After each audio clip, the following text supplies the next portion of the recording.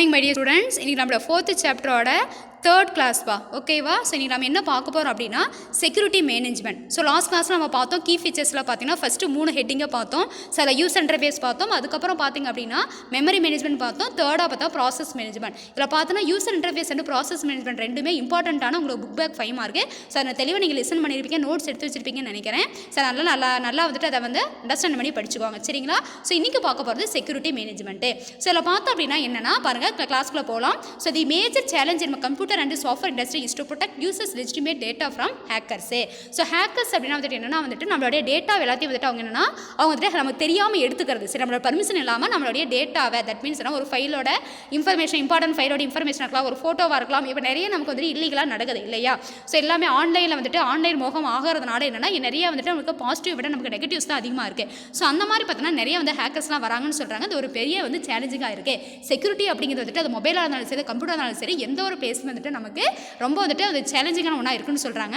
So அதில் பாருங்கள் the operating system provides 3 levels of securities to the user end. So யூசர்ஸ்க்கு வந்து 3 levels of security வந்துட்டு இந்த ஆப்ரேட்டிங் சிஸ்டம் கொடுக்குதுன்னு சொல்கிறாங்க. ஸோ அதில் ஃபஸ்ட்டு பார்த்தீங்கன்னா ஃபைல் அக்சஸ் லெவல், செகண்ட் ஒன்று பார்த்தீங்கன்னா சிஸ்டம் லெவல், தேர்ட் ஒன்று பார்த்தீங்கன்னா network level. So first level பாருங்கள். ஸோ ஃபர்ஸ்ட் ஆஃப் ஆல் பார்த்தீங்க அப்படின்னா in order to access the files created by the other people you should have the access permission. Permissions can either by granted by the creator of the file or by the administrator of the system. So for என்ன சொல்கிறாங்க அப்படின்னா file அக்சஸில் என்ன சொல்கிறாங்கன்னா so ஒரு file வந்துட்டு ஒருத்தர் create பண்ணியிருக்காங்க அப்படின்னா ஸோ என்னன்னா நான் அந்த ஃபைலை ஓப்பன் பண்ணி பார்க்கணும். ஒரு சிஸ்டம் இருக்குது, அந்த சிஸ்டமில் ஒருத்தர் வந்துட்டு ஒரு பர்சன் வந்துட்டு ஒரு ஃபைல் வந்து கிரியேட் பண்ணி வச்சிருக்காங்க. ஸோ அவங்க வந்துட்டு என்ன பண்ணியிருக்காங்க அப்படின்னா அந்த ஃபைலை வந்துட்டு ப்ரொடெக்ட் பண்ணி வச்சிருக்காங்க. ஸோ பாஸ்வேர்ட் போட்டு வச்சிருக்காங்க அப்படின்னு வச்சுக்கோங்களேன். அடுத்து வந்துட்டு என்னன்னா அவங்க சிஸ்டம்க்கே பாஸ்வேர்ட் போட்டு வச்சிருக்காங்கன்னு வச்சுக்கோங்க. 2 வேலை பண்ணிக்கலாம். ஸோ நம்ம ஆல்ரெடி நம்ம சொல்லியிருக்கோம் சிஸ்டம்க்கு பாஸ்வேர்ட் போடலாம்னு சொல்லியிருக்கோம், இண்டிவிஜுவல் ஃபைல் ஃபோல்டருக்கு போடலாம்னு சொல்லியிருக்கோம். அப்போ அந்த ஃபைல் வந்துட்டு வந்து என்ன பண்ணியிருக்காங்கன்னா பாஸ்வேர்ட் போட்டு ப்ரொடெக்ட் பண்ணி வச்சிருந்தாலும் சரி அல்லது வந்துட்டு அட்மின்குள்ளே வச்சிருந்தாலும் சரி. ஸோ அட்மின் அப்படின்னா வந்துட்டு யார் அந்த கம்ப்யூட்டரை யூஸ் பண்ணுறாங்களோ அவங்க மட்டும் தான் என்ன பண்ண முடியும், அந்த கம்ப்யூட்டரில் இருக்கிற எல்லா டேட்டாஸையும் ஃபைல்ஸ் அண்ட் ஃபோல்டர்ஸ் எல்லாத்தையும் இண்டிவிஜுவலாக டாப் டு பாட்டம் வந்துட்டு யூட்டிலைஸ் பண்ணிக்க முடியும் சரிங்களா. அப்போ அந்த பர்சனுடைய அந்த அட்மின் இருந்தாலும் சரி அல்லது அந்த ஃபைலை யாரும் கிரியேட் பண்ணாங்களோ அவங்களோட பர்மிஷன் எல்லாம் என்ன பண்ண முடியாதுன்னா அவங்க பர்மிஷன் கொடுத்தால் மட்டும்தான் என்ன பண்ண முடியும், அந்த ஃபைலை அக்சஸ் பண்ண முடியும். ஸோ இந்த மாதிரி என்ன அப்படின்னா ஃபைலுக்கு வந்துட்டு என்னன்னா அக்சஸ் பண்ணுறதுக்கு வந்துட்டு என்னன்னா உங்களுக்கு செக்யூரிட்டி கொடுக்குது சரியா. ஸோ மற்றவங்க வந்துட்டு ஒருத்தர் கிரியேட் பண்ண ஃபைலை ஒருத்தர் பார்க்கறதுக்கு வந்துட்டு அந்த உருவாக்கங்களுடைய அந்த ஃபைலோட என்னது அவங்களுடைய பர்மிஷன் இல்லாமல் பண்ண முடியாது வித்தவுட் தட் கிரியேட்டர் சரியா. ஸோ அவங்களுடைய அட்மினோட அந்த கிரியேட்டரோட பர்மிஷன் இல்லாமல் வந்துட்டு ஃபைல் ஓப்பன் பண்ண முடியாது. ஸோ அந்த மாதிரி செக்யூரிட்டி ப்ரொவைட் பண்ணுன்னு சொல்கிறாங்க. செகண்ட் பார்த்தீங்கன்னா system level security is offered by the password in multi user environment. So multi user என்வரான்மெண்ட்னு தெரியும். ஸோ சிங்கிள் யூசர் இருக்காங்க, மல்டி யூசர் இருக்காங்க. இப்போ நம்ம வந்துட்டு நம்ம கம்ஃபர்டபுளாக நம்ம யூஸ் பண்ணுற இப்போ நம்ம ஃபேமஸாக யூஸ் பண்ணுறது பார்த்திங்க அப்படின்னா நம்ம வந்துட்டு மல்டி யூசர் தான். ஸோ தட் மீன்ஸ் பார்த்தீங்கன்னா அப்படின்னா விண்டோஸ் லினக்ஸ் யூனிக்ஸ் தான், அதுலேயும் விண்டோஸ் தான் நம்ம யூஸ் பண்ணுறோம். ஸோ அப்படி இருக்கும்போது பார்த்திங்க அப்படின்னா ஸோ நான் ஒரு கம்ப்யூட்டர் இருக்குது அப்படின்னா அந்த கம்ப்யூட்டர் வந்துட்டு மல்டி யூசர் அப்படின்னா நானும் வருவேன் நீ வருவேன் எத்தனை பேர் வேணாலும் வரலாம். அப்போ நான் வந்துட்டு என்ன பண்ணுறேன்னா நான் ஒரு ஃபைலை வந்துட்டு அந்த ஒரு கம்ப்யூட்டருக்கு அந்த கம்ப்யூட்டர் வந்துட்டு ஒரு ஃபைலை கிரியேட் பண்ணி ஒரு டெஸ்க்டாப்பில் வச்சுட்டு போயிடுறேன். அப்போ இன்னொருத்தர் என்ன பண்ணலாம்னா அந்த ஃபைலை ஓப்பன் பண்ணி அதுக்கு இருக்கிற டேட்டா அதெல்லாம் ஹேக் பண்ணி எடுத்துகிட்டு போயிட்டு அதை என்ன பண்ணலாம் மாடிஃபை பண்ணி வேறு மாதிரி அவங்க யூஸ் பண்ணிக்கலாம் இல்லையா. ஸோ அந்த மாதிரி பார்த்தோம் அப்படின்னா சிஸ்டம் லெவல் செக்யூரிட்டி அப்படின்னா என்னன்னா அப்போ அந்த சிஸ்டம் நான் பாஸ்வேர்ட் போட்டு வச்சுட்டேன் அந்த ஃபைலுக்காக இருந்தாலும் சரி அல்லது அந்த ஃபோல்டருக்காக இருந்தாலும் சரி நம்ம ஏன்னா ஹோலாக சேர்த்து அந்த சிஸ்டம்கே அது வந்துட்டு என்னன்னா மல்டி யூசர் அப்படிங்கும்போது ஒவ்வொரு யூசருக்கும் ஒரு அக்கௌண்ட் வச்சுக்கலாம் சரி. அப்போ அந்த அக்கௌண்ட்டுக்கு வந்துட்டு அவங்க என்ன பாஸ்வேர்ட் ப்ரொடெக்ட் பண்ணி வச்சுக்கலாம். அப்படி இருக்கும்போது என்ன பண்ணலாம் ஒவ்வொரு யூஸரும் அந்த அக்கௌண்ட்டுக்கு வந்துட்டு பாஸ்வேர்ட் போட்டு என்ன பண்ண முடியாதுன்னா ஒருத்தரோட அந்த யூஸரோடைய அக்கௌண்ட்டில் இருக்கிற அந்த ஃபைல் அல்லது ஃபோல்டர் என்ன பண்ண முடியாது எடுத்துக்க முடியாது, பார்க்க முடியாது, அக்சஸ் பண்ண முடியாது சரியா. ஸோ அந்த மாதிரி நம்ம என்ன பண்ணலாம் அப்படின்னா வந்துட்டு சிஸ்டம் லெவல் செக்யூரிட்டி. ஸோ அதான் சொல்கிறாங்க பாருங்க பாஸ்வேர்டு. ஸோ பாஸ்வேர்டு அப்படிங்கிற வேர்டு இம்பார்ட்டன்ட். ஸோ பாஸ்வேர்டை வந்து யூஸ் பண்ணாலும் என்ன பண்ணிக்கலாம் அப்படின்னா வந்துட்டு உங்களுக்கு நீங்கள் என்ன பண்ணிக்கலாம் நீங்கள் அந்த சிஸ்டம் வந்துட்டு என்ன ப்ரொடெக்ட் பண்ணி வச்சுக்கலாம் அப்படின்னு சொல்கிறாங்க. நெக்ஸ்ட் பாருங்க both Windows and Linux offer the password facility. அப்போ லினக்ஸாக இருந்தாலும் சரி விண்டோஸ் இருந்தாலும் சரி ரெண்டுமே என்ன பண்ணுது பாஸ்வேர்ட் ஃபெசிலிட்டி ப்ரொவைட் பண்ணுதுன்னு சொல்கிறாங்க. நெக்ஸ்ட் பார்த்தீங்கன்னா network security is and indefinable ஒன்று. ஸோ நெட்வொர்க் செக்யூரிட்டி அப்படின்னா வந்துட்டு பார்த்தீங்கன்னா நெட்வொர்க். ஸோ எல்லாமே வந்துட்டு நம்ம நெட்வொர்க்னா நீ ஃபஸ்ட்டு என்னன்னு தெரிஞ்சுக்கணும். Collection of devices are connected through the இன்டர்நெட்டை யூஸ் பண்ணி நம்ம மல்டிபிள் டிவைசஸை கனெக்ட் பண்ணி வச்சோம் அப்படின்னா அதை வழியாக டேட்டாவை ஷேர் பண்ணிட்டோம் அப்படின்னா என்ன அதுக்கு பேர் தான் வந்துட்டு நெட்வொர்க்கு. அப்போ அந்த நெட்வொர்க்கில் நம்ம செக்யூரிட்டி அப்படிங்கும்போது இப்போ ஆல் ஓவர் வேர்ல்டில் பார்த்தோம் அப்படின்னா யார் என்ன பண்ணுறாங்கன்னு தெரியாது. எல்லாரும் வந்துட்டு ஆன்லைனில் வந்துட்டு யார் இந்த டேட்டா இந்த ஒரு இப்போ வந்துட்டு ஒரு ஃபைல் வந்துட்டு இப்போ ஒரு வீடியோ இருக்குது அந்த வீடியோ வந்துட்டு யார் வந்துட்டு அனுப்புகிறாங்க இல்லை யார் வந்துட்டு எடுக்கிறாங்க யார் டவுன்லோட் பண்ணுறாங்க யார் ப்ராசஸ் பண்ணுறாங்க யார் மாடிஃபை பண்ணுறாங்க எந்த டீட்டெயில்ஸ் நமக்கு தெரியாது இல்லையா. ஸோ அப்படி இருக்கும்போது இது ஒரு சேலஞ்சிங்கான ஒன்று. இது வரைக்கும் வந்துட்டு அதை நம்ம கண்ட்ரோல் பண்ணவே முடியல. ஸோ அதுக்கு வந்து நிறைய வந்துட்டு என்ன பண்ணியிருக்காங்க அப்படின்னா ட்ரை பண்ணிட்டு தான் இருக்காங்க. ஸோ நெட்வொர்க் லெவலில் செக்யூரிட்டி கொடுக்கறதுக்காக ஸோ என்ன ட்ரை பண்ணிட்டு தான் இருக்காங்க. அந்த மாதிரி ஒரு ஆப்ரேட்டிங் சிஸ்டம் வந்துட்டு ரெடி பண்ணிட்டு தான் இருக்காங்க. இருந்தாலும் அதை கண்ட்ரோல் பண்ண முடியல அப்படின்னு சொல்கிறாங்க சரிங்களா. அப்போ நெட்டில் வந்து பண்ணும்போது நமக்கு எது சரி தவிர நம்ம தான் யூஸர் தான் வந்துட்டு நம்ம என்ன பண்ணோம், ஒன்று டவுன்லோட் பண்ணுறோமோ அதை பண்ணலாமா வேண்டாமா, ஒன்று வந்துட்டு நம்ம ஏதோ எந்த இது பண்ணாலும் சரி, அது வந்துட்டு அது வந்து சேட் பண்ணாலும் சரி, அது ஏதாவது நம்ம ப்ரௌஸ் பண்ணாலும் சரி, ஒன்று டவுன்லோட் பண்ணாலும் சரி, ஒன்று அப்லோட் பண்ணாலும் சரி, எந்த ஒரு விஷயமா இருந்தாலும் நம்ம வந்துட்டு கண்டிப்பாக வந்து என்ன பண்ணோம், நம்ம நல்லா வாட்ச் பண்ணி நம்ம தெளிவாக பண்ணுறோமா அப்படின்ட்டு யோசிச்சு பண்ணணும் சரிங்களாப்பா. ஸோ அதான் சொல்கிறாங்க, all the above levels of security features are provided only by the operating system. So இந்த ஃபீச்சர்ஸ் எல்லாத்தையும் கொடுக்குறது யார், இந்த 3 செக்யூரிட்டி லெவல்ஸ் யாரும் கொடுக்குறாங்கன்னா ஸோ ஆப்பரேட்டிங் சிஸ்டம் தான் கொடுக்குறாங்க. ஓகேவா. ஸோ தமிழ் மீடியம் பாருங்கள், தமிழில் என்ன அப்படின்னா உங்களுக்கு என்ன அப்படின்னா பாதுகாப்பு மேலாண்மை. ஸோ பயனரின் முறையான தரவுகளை மின்னணு தரவு திருடுகளிடமிருந்து பாதுகாப்பது முக்கிய சவாலாக உள்ளது. இயக்கமைப்பு பயனருக்கு 3 நிலை பாதுகாப்புகளை வழங்குது. ஒன்று பார்த்தீங்கன்னா கோப்பு நிலை, 2வது அமைப்பு நிலை, 3வது பார்த்தீங்கன்னா வலைநிலை சரிங்களா. ஸோ இதை பார்த்தீங்கன்னா ஒரு கோப்பினை யார் யார் படிக்க முடியும் என்பது போன்ற தகவல்களை அதன்படி கோப்பு அணுக்கத்தை கட்டுப்படுத்த வேண்டும். இந்த தகவல்கள் கோப்பினை உருவாக்கியவர் யார் என்பதை கணிப்பொறி நிர்வகித்து கொடுக்கலாம், அல்லது யார் அதை கணிப்பொறி நிர்வகித்து கொடுக்கலாம் அப்படின்னா யார் அட்மினாக இருக்காங்களோ அவங்க கொடுக்குறது, அதை தான் சொல்கிறாங்க.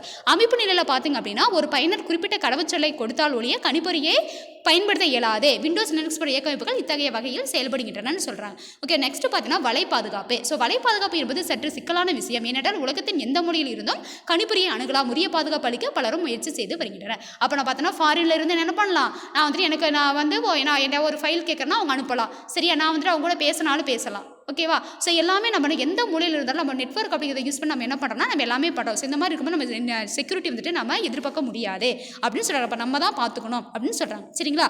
ஸோ நெக்ஸ்ட் பார்த்தோம்னா இது வந்து ஃபுல்லாக இது முடிஞ்சிருச்சு. ஸோ நெக்ஸ்ட்டு பார்த்தீங்கன்னா ஃபால்ட் டோலரன்ஸே. ஸோ அப்படின்னா பிழை சகிப்புத்தன்மை அப்படின்னு சொல்லுவோம். ஸோ இப்படின்னா என்ன கான்செப்ட் அப்படின்னா the operating system should be ரோபஸ்டே. ஸோ ஆப்பரேட்டிங் சிஸ்டம் அப்படின்னா எப்படி இருக்குன்னா ரோபஸ்ட். அப்போ சகிப்புத்தன்மை ரோபஸ்ட் அப்படின்னா வந்துட்டு எதையும் ஏற்றுக்கணும் அந்த மாதிரி இருக்கணும். when there is a fault the operating system should not crash. Instead the operating system have fault tolerance capabilities and retain the existing state of system. So ஒன்றும் இல்லை, இப்போ ஃபார் எக்ஸாம்பிள் வந்துட்டு ஒரு ஃபைல் இருக்குது, அந்த ஃபைலில் என்ன பண்ணுறேன் அப்படின்னா வந்துட்டு நான் டைப் பண்ணிகிட்டு இருக்கேன். ஸோ டைப் பண்ணிட்டு இருக்கும்போது என்ன ஆகுது அப்படின்னா வந்துட்டு திடீர்னு வந்துட்டு என்ன ஆகுனா ஃபைல் வந்து என்ன அப்படியே ஸ்டக் ஆகுது, லோட் ஆகுது அப்படின்னா என்ன ஆகக்கூடாதுன்னா அந்த ஃபைல் வந்துட்டு டெலீட் ஆகக்கூடாது, திருப்பி வந்துட்டு லோட் ஆகி எனக்கு வந்துடணும் சரியா. ஸோ இன்கேஸ் நான் வந்துட்டு நான் ஃபைலில் நம்ம ஏதாவது மிஸ்டேக் பண்ணுறோம். ஸோ யூசர் அப்படிங்கும்போது என்ன பார்த்தீங்கன்னா நமக்கு வந்து நம்ம தெரிஞ்சு எதுவும் பண்ண மாட்டோம், தெரியாமல் தான் பண்ணுவோம் இல்லையா. ஸோ ஒரு ஃபைல் வந்து என்ன பண்ணுறோம் அப்படின்னா வந்துட்டு நான் டைப் பண்ணிட்டு இருக்கேன். ஸோ டைப் பண்ணும்போது என்னன்னா நான் ஃபைல் நேம் கொடுத்து சேவ் பண்ணாமல் என்ன பண்ணால் ஃபைல் நேம் கொடுக்காமலையோ அதான் அது நேம் கொடுக்கல அப்படின்னாவே நான் ஃபைல் சேவ் பண்ணி அர்த்தம். அப்போ சேவ் பண்ணாமல் அந்த ஃபைல் என்ன பண்ணுறேன்னா ஏதோ ஒரு எமர்ஜென்சி ஒர்க்காக என்ன பண்ணுறேன்னா ஃபைலை க்ளோஸ் பண்ணுறேன். ஸோ ஃபைல் க்ளோஸ் பண்ண என்ன ஆகும் எனக்கு வந்துட்டு so do you want to save or not, save this file or not அப்படின்னு கேட்கும். ஸோ அந்த மாதிரி வந்து அலர்ட் மெசேஜ் கொடுக்குறது. நம்ம தேவையில்லாம ஏதாவது வந்து ஒரு அப்ளிகேஷனை டவுன்லோட் பண்ணால் இது வந்து இதை டவுன்லோட் பண்ணிங்கன்னா இந்த மாதிரி ப்ராப்ளம் வரும். ஸோ இது மாதிரி வந்துட்டு உங்களுக்கு மெமரி இன்கேஸ் ஒரு மெமரி ஸ்பேஸ் இல்லை அப்படின்னா கூட அந்த உங்களுக்கு ஒரு மெசேஜ் கூட கொடுக்கும் இல்லையா. அவனுக்கு பார்த்துருக்க வாய்ப்பு இருக்க மொபைலில் இருந்தாலும் சரி கம்ப்யூட்டர் இருந்தாலும் சரி கண்டிப்பாக இருக்கும். ஸோ இந்த மாதிரி இன்ஸ்ட்ரக்ஷன்லாம் கொடுக்குறதே. ஸோ வந்துட்டு யூஸர் அவங்களுக்கு தெரியாமலையோ அல்லது தெரிஞ்சோ வந்து தவறுகள் பண்ணும்பொழுது ஸோ அது என்ன பண்ணணும்னா அதை வந்துட்டு பெருசாக எடுத்துக்காம சரியா. ஸோ என்னன்னா அதை வந்துட்டு ரெக்கவர் பண்ணுறதா என்ன அப்படின்னா அந்த ஃபால்ட் டோலரன்ஸே. ஸோ அப்படி பண்ணும்போது என்ன ஆகக்கூடாதுன்னா அவனுடைய ஃபைலோ அல்லது எந்த ஒரு இன்ஃபர்மேஷனோ வந்துட்டு அவங்களுக்கு என்ன ஆகணும்னா மிஸ் ஆகக்கூடாது. ஸோ அது மாதிரி வந்துட்டு எப்படி அவங்க பண்ணியிருந்தாங்களோ அதே மாதிரி இருக்கணும் சரியா. நான் வந்துட்டு ஒரு ஃபைல் வந்துட்டு நான் டைப் பண்ணிட்டு இருக்கேன், என்ன ஆகுனா நான் சேவ் பண்ணி தான் டைப் பண்ணிட்டு இருக்கேன். ஸோ வந்துட்டு திடீர்னு கரண்ட் போயிடுது அப்படின்னா எகைன் கரண்ட் வரும்போது என்ன ஆகுனா அந்த மானிட்டர் வந்துட்டு எனக்கு ஆட்டோமேட்டிக்காக ஆன் ஆகிட்டு அந்த ஃபைல் நான் எந்த ஃபைல் ஓப்பன் பண்ணி வச்சுன்னா அந்த ஃபைலில் இருக்கும் இல்லையா. ஸோ அந்த மாதிரி வந்துட்டு யூஸருக்கு வந்து என்ன ஆகுனா வந்துட்டு அவங்களுக்கு டென்ஷன் ஆகாமல் இருக்கணும் அந்த மாதிரி சொல்கிறாங்க சரியா. ஸோ தமிழில் பார்த்தீங்கன்னா பிழை சகிப்பு தன்மை அப்படின்னா என்ன சொல்கிறாங்க, ஃபால்ட் டோலரன்ஸ் அப்படின்னா பிழை சகிப்பு தன்மை இல்லை இயக்கமைப்பு வலுவான பிழை பொருத்தல் தன்மையுடன் இருக்க வேண்டும். ஏதாவது ஒரு தவறு நேரும்போது இயக்கமைப்பு செயல் இழக்கக்கூடாது, மாறாக இயக்கமைப்பு தவறு சகிப்புத்திறன் கொண்டு இயல்பு நிலைக்கு மாற வேண்டும். அப்போ வந்துட்டு இயல்பு நிலைக்கு வந்துடணும். அப்போ லோட் ஆகுது ஏதாவது வந்துட்டு அங்கே வந்துட்டு நிறைய நம்ம யூஸர் என்ன பண்ணுவாங்க அப்படின்னா வந்துட்டு சில பேருக்கு வந்துட்டு ஒரு அப்ளிகேஷன் ஓப்பன் பண்ணுவாங்க, அதில் கொஞ்சம் ஒர்க் பண்ணுவாங்க, மல்டிபிள் அப்ளிகேஷன்ஸ் வந்து இது பண்ணுவாங்க. ஆனால் என்ன பண்ணுவாங்கன்னா அப்படியே ஃபோர்ஸ் ஷட் பண்ணுவாங்க. ஸோ அது மாதிரி பண்ணக்கூடாது. அப்படி பண்ணும்போது வந்துட்டு ஃபோர்ஸ் ஷட் பண்ணுறீங்களா அப்படின்லாம் கேட்கும். அது மாதிரி பண்ணால் வந்துட்டு உங்களுக்கு வந்துட்டு அந்த ஃபைல் வந்துட்டு உங்களுக்கு வந்துட்டு எரர் வரும் அப்படின்னு சொல்லும். ஆனாலும் நம்ம பண்ணுவோம். ஸோ அதெல்லாம் வந்து யூஸர் நிறைய பேர் தெரியாது, கம்ப்யூட்டர் பற்றி தெரியாதவங்களுக்கு அது தெரியாது. ஸோ அந்த மாதிரிலாம் பண்ணக்கூடாது அப்படின்ட்டு இன்ஸ்ட்ரக்ஷன்லாம் கொடுக்கும் சரிங்களா. ஸோ அதான் வந்துட்டு ஃபால்ட் டோலரன்ஸே ஓகேவா. ஸோ நான் யூஸரோட நன்மைக்காக எல்லாமே பண்ணுறதா. ஸோ நெக்ஸ்ட் பார்த்தீங்கன்னா file management. So file management அப்படின்னா தமிழில் கோப்பு மேலாண்மை அப்படின்னு சொல்லிட்டு ரொம்ப இன்ட்ரெஸ்டிங்கான ஒன்று தான் சரிங்களா. ஸோ பாருங்கள், file management is an important function of OS which handles the data storage techniques. So என்ன பண்ணுது அப்படின்னா டேட்டா ஸ்டோரேஜ்.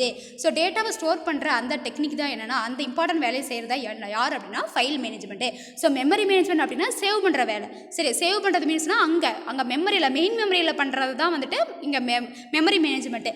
ஃபைல் மேனேஜ்மெண்ட் என்ன பண்ணுது அப்படின்னா டேட்டாவை ஸோ நம்ம கொடுக்குற டேட்டாவை நீட்டாக ஒரு ஃபைலாக வந்துட்டு என்ன பண்ணணும்னா உங்களுக்கு போயிட்டு அங்கே மெமரிக்கு அனுப்பி வைக்கிறதா வந்துட்டு என்னன்னா இந்த ஃபைல் மேனேஜ்மெண்ட்டோட வேலை. சில பாருங்கள் the operating system manages the files folders and directory systems ஆன கம்ப்யூட்டர். இப்போ நம்ம பார்த்தோம்னா நம்ம சிஸ்டமில் பார்த்தோம்னா ஃபைல்னா வந்துட்டு உங்களுக்கு ஃபைல் இருக்கும் சரியா, அது வேர்ட் ஃபைலாக இருக்கலாம், எக்ஸல் ஃபைலாக இருக்கலாம், என்ன மாதிரி ஃபைல் பிபிடியாக இருக்கலாம், என்ன ஃபைலில் வேணா இருக்கலாம். அடுத்து ஃபோல்டராக இருக்கலாம். அப்போ ஃபோல்டர் அப்படின்னா கலெக்ஷன் ஆஃப் ஃபைல்ஸ் வந்துட்டு ஃபோல்டர்னு சொல்லுவோம். அடுத்து பார்த்தீங்கன்னா டைரக்டரி சிஸ்டம்ஸ். டைரக்டரி அப்படின்னா வந்துட்டு கம்ப்யூட்டர் வந்துட்டு டிஸ்க் டிரைவ் இருக்குது பார்த்தீங்களா, C drive, D drive, E F. So எத்தனை டிரைவ்னால் நீங்கள் வச்சுக்கலாம், மேக்ஸிமம் 4 டிரைவ்ஸ் தான் இருக்கும். அதில் சி டிரைவில் வந்துட்டு நம்ம எதுவுமே வைக்க மாட்டோம். ஸோ அப்போ அந்த டிஇஎஃப்ல வந்துட்டு வைப்போம் சரிங்களா. ஸோ அதில் இருக்கிறது எல்லாமே அதான் வந்துட்டு டிரைவ்ஸ் டைரக்டரி சிஸ்டம்ஸ்னு சொல்கிறாங்க. நெக்ஸ்ட் பார்த்தீங்கன்னா any type of data in computer is stored in the form of files and directories folders through file allocation table. இம்பார்ட்டண்ட்டான ஒன்று பாருங்கள், ஃபைல் அலகேஷன் டேபிள். ஸோ நீங்கள் எந்த ஒரு ஃபைலாக இருந்தாலும் சரி, ஃபோல்டராக இருந்தாலும் சரி, டைரக்டரியில் என்ன பண்ணாலும் சரி, நீங்கள் எல்லாமே எங்கே போயிட்டு என்ன ஃபார்மேட்டில் ஸ்டோர் ஆகும் அப்படின்னா file allocation table FAT. The FAT stores general information about files like file name, file name, அதனுடைய டைப்பு, அதாவது டைப்புங்க அப்படிங்கிறது டெக்ஸ்ட் ஃபைலாக அல்லது பைனரி கோடா. ஸோ பைனரி அப்படின்னா வந்துட்டு 0s and 1s கம்ப்யூட்டரோட ஃபார்மேட்டில் இருக்கா, அதோட சைஸு, ஸ்டார்டிங் அட்ரஸ், அக்சஸ் ஓகேவா. அதில் சீக்வன்ஸ், இண்டெக்ஸ் அந்த மாதிரி வந்துட்டு அக்சஸ் மோட் இருக்குது. ஸோ சீக்வன்ஸில் அக்சஸ் பண்ணுறது இண்டெக்ஸில் சீக்வன்ஸில் அதெல்லாம் டைப்ஸ் கொடுத்துருக்காங்க. டைரக்ட், ரிலேட்டிவ் இதெல்லாம் சொல்லியிருக்காங்க சரிங்களா. ஸோ இதெல்லாமே பார்த்திங்கன்னா என்ன அப்படின்னா, ஸோ இதெல்லாம் பார்த்திங்கன்னா அந்த FAT file access table. So அந்த டேபிள் யூஸ் பண்ணி என்ன பண்ணால் நம்ம கொடுக்குற ஃபைல் எல்லாத்தையும் வந்துட்டு அது என்னென்னா சேவ் பண்ணி வைக்கிது. ஸோ சேவ் பண்ணி வைக்கிறது மீன்ஸ் என்னென்னா இந்த ஃபார்மில் வந்துட்டு அது எல்லாத்தையும் வந்துட்டு என்ன கிரியேட் பண்ணுறது சரியா. சேவ் பண்ணி வைக்கிறது மீன்ஸ் என்ன, ஸ்டோரேஜ். நம்ம கொடுக்குற கண்டென்ட்டை வந்துட்டு ஒரு ஃபைலாக என்ன பண்ணுது, ஒரு 10 KB இருக்குது, 100 GB இருக்குன்னா அந்த 100 GBங்கிறது எப்படி வருது, இந்த ஃபேட் டேபிள் தான் வந்துட்டு அந்த ஜிபியை கிரியேட் பண்ணுது. அப்போ நம்ம டைப் பண்ண அந்த டேட்டா எல்லாத்தையும் ஸ்டோர் பண்ணி கலெக்ட் பண்ணி என்ன பண்ணால் ஒரு டேபிள் அப்படிங்கிற ஃபார்மேட்டில் வந்துட்டு அந்த டேட்டா எல்லாத்தையும் கலெக்ட் பண்ணி வச்சிருக்கு. ஸோ எகெயின் அதை கலெக்ட் பண்ணி வச்சு தான் ஃபைனலாக நீங்கள் எப்போ ஃபைல் வந்து க்ளோஸ் பண்ணுறீங்களோ அப்போ தான் என்ன பண்ணோம், அது வந்துட்டு மெயின் மெமரிக்கு போகும். புரிஞ்சுதாப்பா. ஸோ அதை வந்துட்டு நம்ம சீக்வன்ஸில் இண்டெக்ஸ் அப்படின்னா வந்துட்டு அரே இது பண்ணி வந்துட்டு அரேயில் வந்துட்டு நம்ம ஸ்டோர் என்ன ஆகும், அவங்க மெமரிக்கு போய் ஸ்டோர் ஆகும்னு சொன்னோம், 0லேருந்து ஸ்டார்ட் ஆகும்னு சொன்னோம். ஸோ சீக்வன்ஸில் நான் சீக்வன்ஸ்லாம் ஆர்டராக வந்துட்டு இருக்கா இல்லை அன்ஆர்டராக வந்துட்டு நம்ம அக்சஸ் பண்ணலாமா. ஸோ ஃபார் எக்ஸாம்பிள் இப்போ 10 ஃபைல் இருக்குன்னா நான் 4வது ஃபைல் போகிறேன் அப்படின்னா சீக்வன்ஸில் அப்படின்னா நான் ஃபஸ்ட்டு ஃபைல் போய்ட்டு, செகண்ட் போய்ட்டு, தேர்ட் போய்ட்டு தான் அப்போ 4 போகணும். நான் சீக்வன்ஸில் அப்படின்னா வந்துட்டு நம்ம ரேண்டமாக செலக்ட் பண்ணிக்கலாம். நான் சீக்வன்ஸ்னாலும் ரேண்டம்னாலும் கூட தான் எது வேணுமோ அதை எடுத்துக்கலாம் சரிங்களா. ஸோ அதான் சொல்கிறாங்க. ஸோ அதான் டைரக்ட், ரிலேட்டிவ்னு சொல்கிறாங்க ஓகேவா. The file manager of the operating system helps to create, edit, copy, allocate memory of the files and also updates the FAT. அப்போ என்ன அப்படின்னா, இப்போ நான் ஃபார் எக்ஸாம்பிள் ஒரு ஃபைல் இருக்குது, அந்த ஃபைல் நான் கிரியேட் பண்ணியிருக்கேன். அந்த ஃபைல் கிரியேட் பண்ணி என்ன பண்ணுறேன்னா நான் சேவ் பண்ணி முடிச்சிட்டேன், நான் இன்றைக்கி அதை பண்ணி முடிச்சிட்டேன். ஸோ நாளைக்கு வந்து என்ன பண்ணுறேன், அதே ஃபைல் எடுத்து என்ன பண்ணுறேன்னா மிஸ்டேக்ஸ் இருக்குது. ஸோ அந்த மிஸ்டேக்ஸோட என்ன பண்ணுறேன் அப்படின்னா வந்துட்டு எடிட் பண்ணுறேன் சரியா, நான் ரீஎடிட் பண்ணுறேன். ஸோ ஆல்ரெடி முடிச்சு அந்த ஃபைலை ஓப்பன் பண்ணி நான் ரீஎடிட் பண்ணுறேன் அப்படின்னா அந்த ஃபைலை நான் என்ன பண்ணுறேன், அந்த சேஞ்சஸை சேவ் பண்ணுறேன்னா, ஸோ சேவ் பண்ண அந்த நியூ ஃபைல் என்ன ஆகும் அப்படின்னா வந்துட்டு சேஞ்சஸ் ஆகிக்கும் சரியா. அந்த ஃபைல் வந்துட்டு ஆல்ரெடி வந்துட்டு இருக்குது. அந்த ஃபைலை பின்னா ஏதாவது நேம் ஏதாவது சேஞ்ச் பண்ணாலும் சரி, அது ஃபோல்டர் நேமை சேஞ்ச் பண்ணாலும் சரி, அதை வேறு ஏதாவது உள்ள கண்டென்ட் எடிட் பண்ணாலும் சரி, நான் என்ன பண்ணாலும் சரி, அது என்னன்னா அங்கே மெமரியில் வந்து அலோகேட் இருக்கிற அந்த என்டையர் அந்த ஃபைலில் போயிட்டு அந்த சேஞ்சஸ் வந்துடும். ஸோ இது எல்லாத்தையும் வந்துட்டு ஃபேட் தான் வந்துட்டு அப்டேட் பண்ணுது. இதை அப்டேட் பண்ணணும் அது போய்டுன்னு சொல்கிறாங்க. The OS also takes care of the files that are open with proper access rights to read or edit them. இப்போ என்ன சொல்கிறாங்க அப்படின்னா வந்துட்டு ஒரு ஃபைல் ஓப்பன் பண்ணியிருக்கா அப்படின்னா கரெக்டான ரைட்ஸ், அந்த ஃபைல் ஓப்பன் பண்ணோம், ஃபைலோட நேம் கொடுக்கணும். ஸோ ஃபைலில் போய்ட்டு ஓப்பன் கொடுத்தோன்னா இந்த ஃபைலை நான் கரெக்டாக கொடுக்குறேன் அப்படின்னா தான் அந்த ஃபைல் ஓப்பன் ஆகும் இல்லையா. தப்பான நேம் கொடுத்தா என்ன ஆகாது, ஃபைல் ஓப்பன் ஆகாது. ஸோ அந்த மாதிரி கொடுக்குறது, அந்த ஃபைல் ஓப்பன் பண்ணோடனே நான் என்ன ஃபைல் கொடுக்கணும், அந்த ஃபைல் ஓப்பன் ஆகிறது சரி. இது மாதிரி எல்லாமே வந்துட்டு அது OS வந்து ப்ரொவைட் பண்ணுதுன்னு சொல்கிறாங்க. There are few other file management techniques இருக்குது அவைலபிள். லைக் என்னென்ன அப்படின்னா next create generation file system, NTFS and EXT. இது வந்து 1 மார்க் புக் பேக்கில் இருக்கும். EXT2 அப்போ லினக்ஸில் யூஸ் பண்ணுற அந்த ஃபேட் டேபிள் என்ன அப்படின்னா உங்களுக்கு EXT2. இதே வந்துட்டு நம்ம பார்த்தோன்னா நெக்ஸ்ட் ஜென்ரேஷன் இதில் பார்த்தீங்கன்னா என்ன சொல்கிறாங்க அப்படின்னா இது ரெண்டுமே பார்த்தீங்கன்னா லினக்ஸ் சரி. அப்போ NTFS அப்படிங்கிறது காமன், அது விண்டோஸில் யூஸ் பண்ணலாம், எதில் வேணாலும் யூஸ் பண்ணலாம். NTFS ஓகேவா, next generation file system. EXT2 அப்படிங்கிறது பார்த்தீங்கன்னா லினக்ஸில் மட்டும்தான் என்ன பண்ணுவாங்கன்னா அந்த என்ன பண்ணுறாங்க, அந்த டெக்னிக்கை வந்து ஃபைல் மேனேஜ்மெண்ட் டெக்னிக்கை யூஸ் பண்ணுறாங்க ஓகேவா. அதான் ஃபைல் அலகேஷன் டேபிள் அப்படிங்கிறது வந்துட்டு ஒவ்வொரு OSலேயும் வந்துட்டு இருக்கும். அதுதான் வந்து என்ன பண்ணால் அந்த ஃபைலுக்கான அந்த கண்டென்ட்டுக்கான அதை அந்த ஃபைல் கிரியேட் பண்ணுறதுக்கான அந்த ஸ்பேஸ் அலகேட் பண்ணி ஸ்டோர் பண்ணி வைக்குது. நம்ம டைப் பண்ணி அந்த கண்டென்ட்லாம் ஆட் பண்ணி ஒரு டேபிள் ஃபார்மேட்டில் வச்சுட்டு ஃபைனலாக மெயின் மெமரிக்கு அனுப்புதுன்னா நம்ம சொன்னோம் சரியா. ஸோ இதான் வந்து இந்த கான்செப்ட் ஓகேவா. தமிழ் மீடியம் பாருங்கள். ஸோ தமிழ் மீடியம் பார்த்தீங்க அப்படின்னா என்ன அப்படின்னா கோப்பு மேலாண்மை என்பது தரவுகளை சேமிக்கும் தொழில்நுட்பங்களை கையாளும் ஒரு முக்கிய செயல்பாடாகும். இயக்கமைப்பு ஒரு கணினியில் கோப்புகள் மற்றும் அடைவு அமைப்புகள் ஆகியவை. அடைவு அமைப்பு அப்படின்னா வந்துட்டு டிரைவ்ஸ் சரியா, டைரக்டரி டிரைவ்ஸ் நம்ம சொல்லுவோம். ஒரு கணிப்பொறியில் உள்ள தரவு எந்த வகை கோப்பு ஒதுக்கீட்டு அட்டவணை சரியா, கோப்பு ஒதுக்கீட்டு அட்டவணை ஃபேட்னா கோப்பு ஒதுக்கீட்டு அட்டவணை மூலம் கோப்பு மற்றும் அடைவுகள் கோப்புரிகள் வடிவத்தில் சேமிக்கப்படும். அதில் பார்த்தீங்கன்னா பார்த்தீங்கன்னா கோப்பு பெயர் இருக்கும், வகை இருக்கும், உரை இருக்கும், அதாவது உரை எழுது பைனரி சொல்லுவோம், அளவு, ஆரம்ப முகவரி மற்றும் அணுகல் இது எல்லாமே இருக்குன்னு சொல்கிறாங்க. அதுக்கப்புறம் பார்த்தீங்கன்னா அந்த கோப்பு மேலாளர் கோப்புகளை உருவாக்க, திருத்த, நகலெடுக்க, கோப்புகளுக்கு நினைவகத்தை ஒதுக்க உதவுகிறது. மேலும் கோப்பு ஒதுக்கீடு அட்டவணை மேம்படுத்தப்படுகிறது. இயக்கமைப்பு கோப்புகளை படிக்காத திருத்துவதற்கான சரியான அணுகல் என்ன சொல்கிறாங்கன்னா உரிமைகளுடன் திறக்கப்படும் கோப்புகளை கவனித்துக் கொள்கிறது. அடுத்த தலைமுறை கோப்பு முறைமை அதை NTFSன்னு சொல்லுவோம், நெக்ஸ்ட் ஜெனரேஷன் ஃபைல் சிஸ்டம், ஓகேவா. மற்றும் EXT2 லினக்ஸ் போன்ற சில கோப்பு மேலாண்மை நுட்பங்கள் நிறைய இருக்குன்னு சொல்கிறாங்க. சில பார்த்தோன்னா ஒரு ஃபைல் இருக்கு அப்படின்னா அந்த ஃபைலை யார் கிரியேட் பண்ணாங்க, எப்போ கிரியேட் பண்ணாங்க, எந்த டைமுக்கு பண்ணாங்க, காலையிலையா, சாயந்தரமா, மதியமா, ஈவினிங்கா, நைட்டா, அது வரும். அதுக்கப்புறம் அதோடைய சைஸ் என்ன, சரியா. ஸோ இது எல்லா என்டையர் டீட்டெயில்ஸ் வந்துட்டு என்ன, அது என்ன மாதிரி டைப் ஆஃப் ஃபைலு, சரியா. பார்த்தீங்க அப்படின்னா வந்துட்டு டெக்ஸ்ட் ஃபைலா அல்லது PPTயா அல்லது வந்துட்டு வேர்ட், நார்மலாக வந்துட்டு பார்த்தீங்கன்னா வேர்ட் ஃபைலா, சில அந்த பிடிஎஃபா, சரி. அது எல்லாம் அந்த ஃபைல் எக்ஸ்டென்ஷன் கொடுத்துருக்கோம் இல்லையா. ஸோ அது எல்லாமே வந்துட்டு எல்லாம் ஸ்டோர் பண்ணி வச்சிருக்குது யார் அப்படின்னா வந்துட்டு இந்த ஃபேட் அப்படிங்கிற அந்த டேபிள், சரியா. ஒரு ஃபைலை ஸ்டோர் பண்ணால் அது வந்துட்டு என்ன பண்ணுறது, டேட்டாவில் ஸ்டோர் பண்ணி வச்சுக்கும். ஸோ இதுதான் என்ன அப்படின்னா வந்துட்டு உங்களுக்கு ஃபைல் மேனேஜ்மெண்ட்டு. நெக்ஸ்ட் பார்த்தா அப்படின்னா மல்டி ப்ராசஸிங், ரொம்ப ஈஸியான கான்செப்ட் தான். மல்டி ப்ராசஸிங் அப்படின்னா this is one of the features of operating system. It has 2 or more processes for a single running job. ரொம்ப important, single running process, that means ஜாப்னு சொல்கிறோம். ஸோ என்ன அப்படின்னா வந்துட்டு மல்டி ப்ராசஸிங் அப்படின்னா ஒரு வேலையை செய்யறதுக்கு வந்துட்டு என்ன பண்ணுறோன்னா மல்டிபிள் ப்ராசஸஸ் வந்துட்டு கூப்பிடுறோம், சரியா. இப்போ என்ன அப்படின்னா வந்துட்டு ஃபார் எக்ஸாம்பிள் என்ன பண்ணுறேன்னா நான் வந்துட்டு பெயிண்ட் வரைகிறேன், சரியா. அந்த பெயிண்ட் வரைஞ்சி அதை ட்ரா பண்ணி என்ன பண்ணணும் அப்படின்னா வந்துட்டு நான் என்ன பிரிண்ட் எடுக்கணும், சரியா. ஸோ என்ன பண்ணணும்னா ஃபஸ்ட் நான் ட்ரா பண்ணணும். ஸோ அதை ட்ரா பண்ணது என்ன பண்ணணும், பிரிண்ட் எடுக்கணும். அப்போ 2 வேலையும் செய்யணும். அப்போ என்ன பண்ணணும்னா எனக்கு பிரிண்ட் எடுக்க அந்த வேலையும் செய்யணும், ப்ளஸ் ட்ரா பண்ணணும். ஸோ இது ரெண்டுமே பண்ண இதில் வந்துட்டு ட்ரா பண்ணி சேவ் பண்ணிவிட்டு அப்புறம் என்ன பண்ணணும், நான் பிரிண்டரை சூஸ் பண்ணி பிரிண்டரை கனெக்ட் பண்ணி எல்லாமே பண்ணணும். ஸோ அப்போ என்னென்னா ஒரு வேலையை செய்கிறதுக்கு மல்டிபிள் ப்ராசஸஸ் வந்துட்டு என்னென்னா எனக்கு ஜாயின் பண்ணி உங்களுக்கு யூஸ் ஆச்சு அப்படின்னா ஸோ அதான் வந்து மல்டி ப்ராசஸிங். அது வந்துட்டு மல்டிபிள் அப்படிங்கிறது 2 or more அப்படின்னு நம்ம சொல்கிறோம், சரியா. ஸோ இன்கேஸ் பார்த்தோம்னா வந்துட்டு என்ன அப்படின்னா இப்போ நான் வீடியோ எடுக்கிறேன். ஸோ இந்த வீடியோ எடுக்கிறேன் அப்படின்னா என்ன பண்ணணும்னா இந்த வீடியோ நான் வந்துட்டு என்ன பண்ணணும், உங்களுக்கு அப்லோட் பண்ணணும். ஸோ அப்லோட் பண்ணால் தான் நீ பார்க்க முடியும் இல்லையா. ஸோ அப்போ இதுக்கு வீடியோ நான் எடுக்கிறதுக்கு என்ன வேணும், எனக்கு ஆடியோ வேணும், ஸோ மொபைல் வேணும், அதுக்கப்புறம் எனக்கு புக்கு வேணும். ஸோ இதெல்லாம் என்னென்னா மல்டிபிள் ப்ராசஸ் தான், சரியா. ஸோ இது எல்லாமே ஒன்றா சேர்ந்து வந்தால் தான் உங்களுக்கு என்ன ஆகணும் அப்படின்னா அந்த பர்டிகுலர் ஜாப் இதாகும். அப்போ ஃபார் எக்ஸாம்பிள் நம்ம ரிசல்ட் எடுத்துக்கலாம், ஸ்கூல் ரிசல்ட். ஸோ ரிசல்ட் அப்படி ஒரு நல்ல மார்க் வருது அப்படின்னா அது வந்துட்டு ஒருத்தர் மட்டும்தான் அதுக்கு காரணமாக இருப்பாங்களா, கண்டிப்பாக கிடையாது. ஃபஸ்ட்டு ஸ்டூடெண்ட்டு, சரி, அதுக்கப்புறம் டீச்சரு, அதுக்கப்புறம் பேரண்ட்டு, ஸோ அதுக்கப்புறம் வந்துட்டு அவன் எந்த அளவுக்கு படிக்கிறான்னு அந்த கோச்சிங், சரியா. ஸ்கூலோட கோச்சிங் இருக்கும், அதோட ஹார்ட் ஒர்க்கு, இது எல்லாம் சேர்ந்தப்போ பல ப்ராசஸ், பல வேலைகளை செஞ்சால் தான் அந்த நம்ம சக்ஸஸ் கிடைக்கும் இல்லையா. அப்போ அது எல்லாம் தான் அந்த மாதிரி தான் பார்த்திங்க அப்படின்னா ஸோ ஒரு சிங்கிள் ஜாபை பண்ணுறதுக்கு வந்துட்டு மல்டிபிள் ப்ராசஸஸ் வந்துட்டு என்னது ப்ராசஸ் பண்ணிச்சு அப்படின்னா ஸோ அதான் என்ன அப்படின்னா வந்துட்டு மல்டி ப்ராசஸிங், புரிஞ்சுதாப்பா. So processing takes place in parallel is known as parallel processing. அப்போ என்ன சொல்கிறாங்கன்னா இதுனா பேரலல் ப்ராசஸிங் அப்படின்னு சொல்கிறாங்க. அப்போ இங்கே எப்படி வந்து ப்ராசஸ் நடக்கும் அப்படின்னா பேரலல். அப்போ என்னன்னா ஒன்று நடந்தால் தான் இன்னொன்று நடக்கணும் கிடையாது, அட் அ டைம் எல்லா ப்ராசஸும் நடக்கும். அப்போ பாருப்பா, ஒரு ஸ்டூடெண்ட் ஒரு நல்ல மார்க் வாங்குறான் அப்படின்னா இப்போ ஸ்டூடெண்ட் படிக்காமல் இருந்து டீச்சர்ஸ் என்ன ஃபோர்ஸ் பண்ணாலும் மார்க் வராது. ஸ்டூடெண்ட் நல்லா படித்து பேரண்ட் அவங்களுக்கு வந்துட்டு கோஆப்ரேட் பண்ணாமல் ஒழுங்காக வந்துட்டு என்ன பண்ணாமல் அவங்கள வந்துட்டு கரெக்டாக படிக்கிறதுக்கான ஃபெசிலிட்டிஸை உருவாக்கி கொடுக்கல அப்படின்னாலும் பிரச்சனை. இன்கேஸ் ஸ்டூடெண்ட் நல்லா படித்து டீச்சர்ஸ் வந்து கரெக்டாக கைட் பண்ணலாலும் பிரச்சனை. ஸோ எல்லாமே இருந்து அவங்க எக்ஸாம் எழுத முடியல, ஸோ இன்கேஸ் எனக்கு எக்ஸாம் எழுத முடியாமல் போயிடுது, உடம்பு முடியல அப்படின்னாலும் அந்த ரிசல்ட் வராது இல்லையா. அப்போ இது எது ஒன்று உங்களுக்கு வந்துட்டு கரெக்டாக வந்துட்டு வரல அப்படின்னாலும் என்ன ஆகும், அவங்களுக்கு வந்து ப்ராப்ளம் ஆகும், ட்ராபேக் ஆகிடும். அப்போ பேரலல் அப்படின்னா அட் அ டைம் எல்லா ப்ராசஸுமே நடக்கணும். அப்போ எல்லா ப்ராசஸும் கரெக்டாக நடந்தால் மட்டும்தான் அந்த என்ன ஆகும், அந்த பர்டிகுலர் அந்த ப்ராசஸ் எக்ஸிக்யூட் ஆகி உனக்கு நல்ல ஒரு அவுட்புட் கிடைக்கும். ஸோ அதான் சொல்கிறாங்க, ஓகேவா. So each processor works on different parts of the same task or 2 or more different task. அப்போ சேம் டாஸ்க்கு அப்போ பார்த்தோன்னா நம்ம ஒரு ஸ்டூடெண்ட்டை மட்டும் ஃபோர்ஸ் பண்ண மாட்டோம், அப்போ நிறையா ஸ்டூடெண்ட்டை ஃபோர்ஸ் பண்ணுவோம். அப்போ நிறையா ஸ்டூடெண்ட் வந்துட்டு எல்லாத்துக்கும் ஒரே வே தான். ஸோ அட் அ டைமில் இப்போ 10 ஸ்டூடெண்ட் நல்லா படிக்கிறாங்கன்னா 10 ஸ்டூடெண்ட்டுக்கு அதே மாதிரி தான் பண்ணுவோம், சரி. ஒரே ப்ராசஸ், அதே கொஸ்டின் பேப்பர் தான் 10 பேருக்கு கொடுக்குறோம், அதே டைமுக்கு தான் கொஸ்டின் பேப்பர் கொடுக்குறோம், அதே கரெக்ஷன் தான் பண்ணுறோம். ஆனால் 10 பேருக்கு வந்துட்டு என்னென்னா சேம், அது என்னென்னா ஒரே டாஸ்க் தான், ரிசல்ட் வரணும். இப்போ 10 பேரில் யார் வந்தாலும் ஓகே. ஸோ அதை தான் சொல்கிறாங்க, சரிங்களா. Since execution takes place in parallel this feature is used for high speed execution which increases the power of computing. So இப்படி பண்ணும்போது என்ன அப்படின்னா வந்து ஸ்பீட் வந்து இன்க்ரீஸ் ஆகும். அப்போ பண்ணும்போது அப்போ ஒரு வேலையை மல்டிபிள் பேர் பண்ணும்போது என்ன ஆகும் அப்படின்னா வந்துட்டு வேலையும் சீக்கிரம் நடந்துடும், ஃபாஸ்ட்டாகவும் நடக்கும் இல்லையா. வேலையும் சீக்கிரமாக நடக்கும், ப்ளஸ் எஃபெக்டிவாக இருக்கும் இல்லையா. அப்போ ஒரு வேலையை பல பேர் செய்கிறது வந்துட்டு ஈஸியாக, பல வேலையை ஒருத்தர் செய்கிறது ஈஸியாக. அப்போ ஃபஸ்ட்டு சொன்னதான் ஈஸி, இல்லையா? அப்போ பார்த்தோம் அப்படின்னா டைம் வந்துட்டு உங்களுக்கு குறையும், ப்ளஸ் அந்த வேலை ஃபாஸ்ட்டாக நடக்கும், டைம் வந்துட்டு குறையும், டேக்கிங் டைம் வந்துட்டு கம்மியாகும், ஃபாஸ்ட்டாக அந்த வேலை என்ன பண்ணுவோம் நம்ம செஞ்சுருவோம், ப்ளஸ் வந்துட்டு எஃபெக்டிவாக இருக்கும், நல்ல ஒரு குட் ரிசல்ட்டை ப்ரொவைட் பண்ணும். ஸோ இதான் என்ன அப்படின்னா வந்துட்டு உங்களுக்கு மல்டி ப்ராசஸிங்கோட அட்வான்டேஜ். ஸோ இந்த ஃபீச்சர் வந்துட்டு உங்களுக்கு கொடுக்குதுன்னு சொல்கிறாங்க.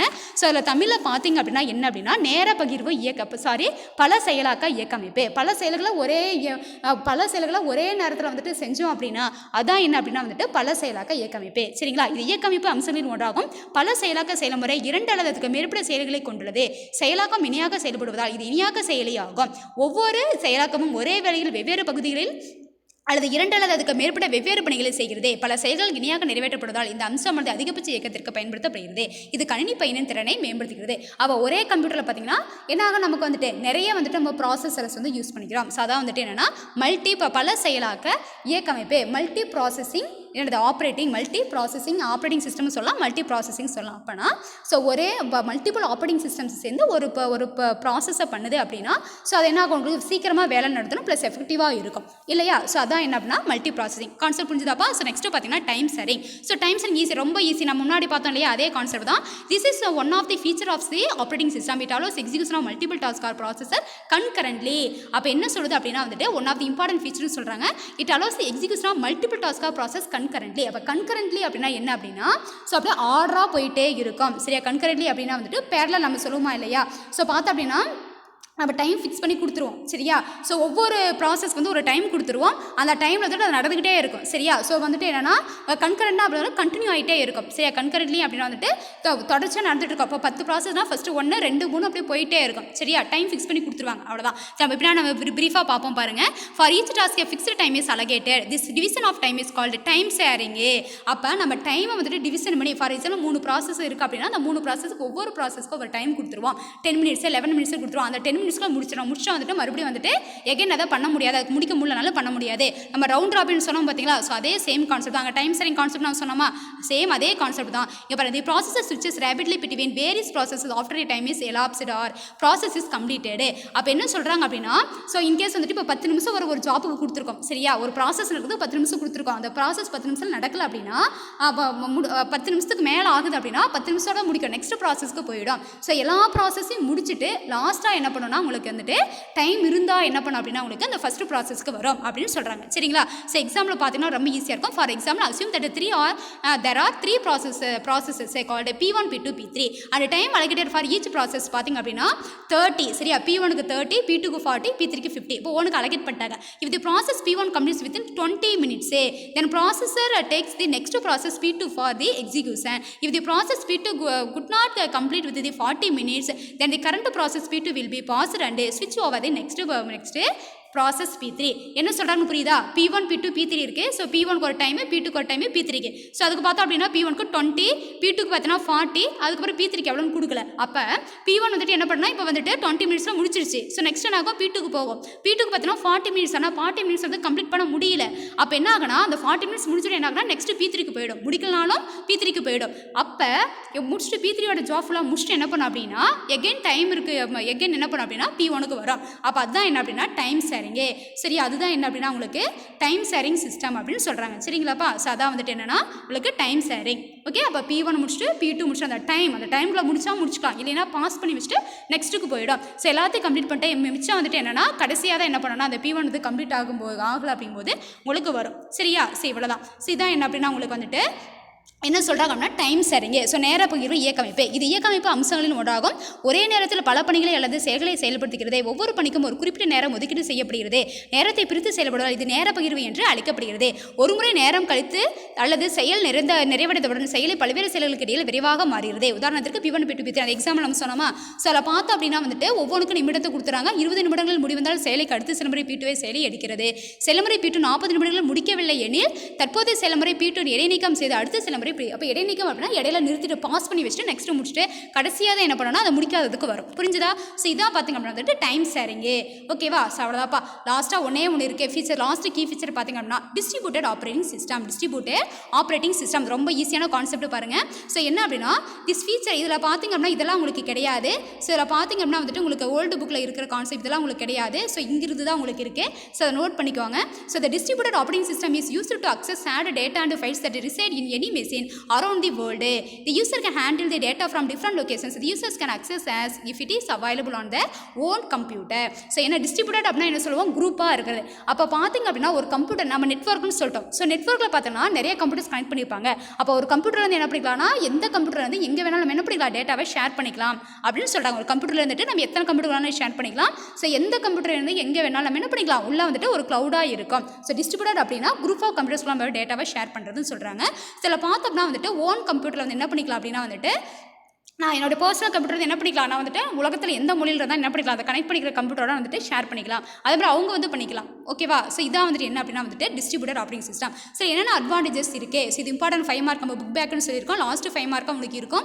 ஸோ பாருங்கள், நல்லா லிசன் பண்ணுங்கள். தி அட்வான்டேஜ் என்ன கொடுத்துருக்காங்க அப்படின்னா, a user at one location can make use of all the resources available at another location over the network.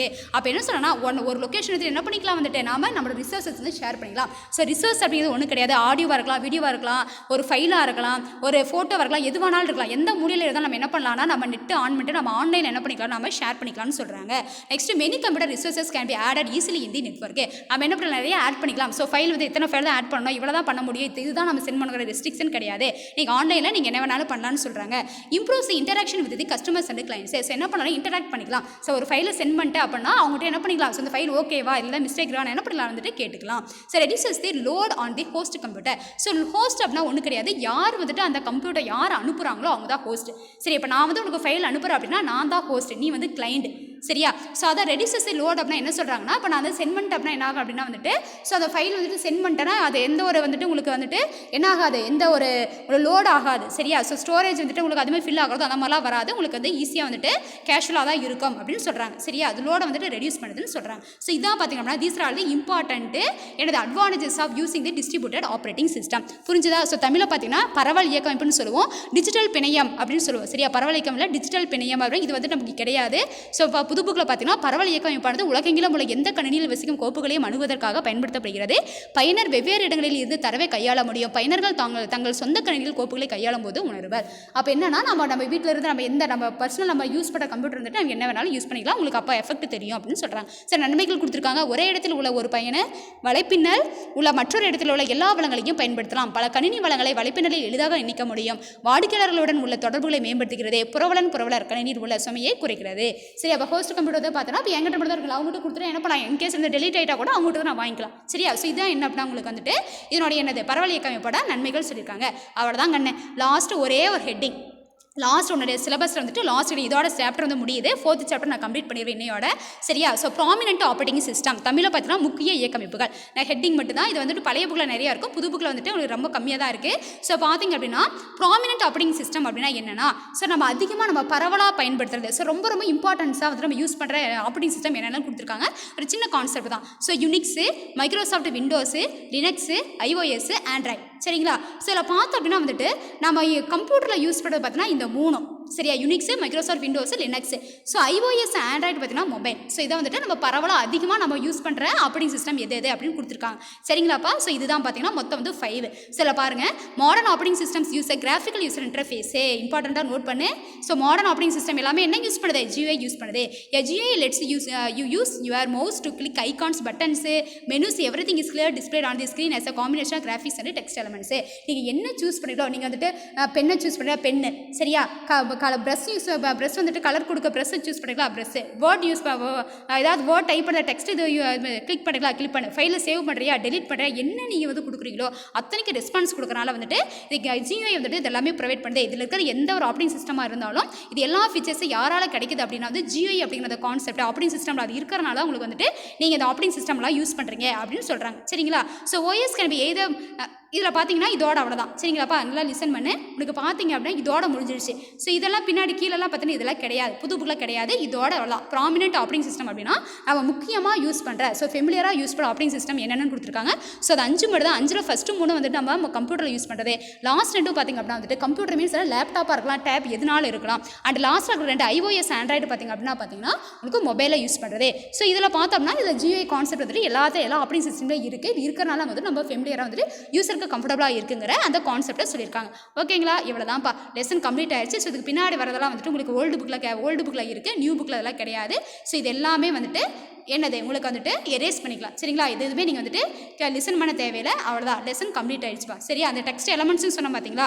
So அதோட வந்துட்டு உங்களுக்கு என்ன அப்படின்னா வந்துட்டு இந்த லெசன் வந்துட்டு கம்ப்ளீட் ஆயிடுச்சு. சரியா? ஸோ இது ரிமைனிங் எல்லாத்தையும் வந்துட்டு நீ எதுவுமே வந்துட்டு பார்க்க தேவையில்லை. ஓகே, ஸோ அவ்வளோதான்ப்பா, உங்களுக்கு இந்த சாப்டர் கம்ப்ளீட் ஆயிடுச்சு. ஸோ கிளாஸ் நல்லா லிசன் பண்ணியிருப்பேன்னு நினைக்கிறேன். லிசன் பண்ணிவிட்டு நோட்ஸ் வந்துட்டு நல்லா நீட்டாக நோட்ஸ் எடுங்க. ஏதாவது புரியல அப்படின்னா ஃபோன் பண்ணி கேளுங்க.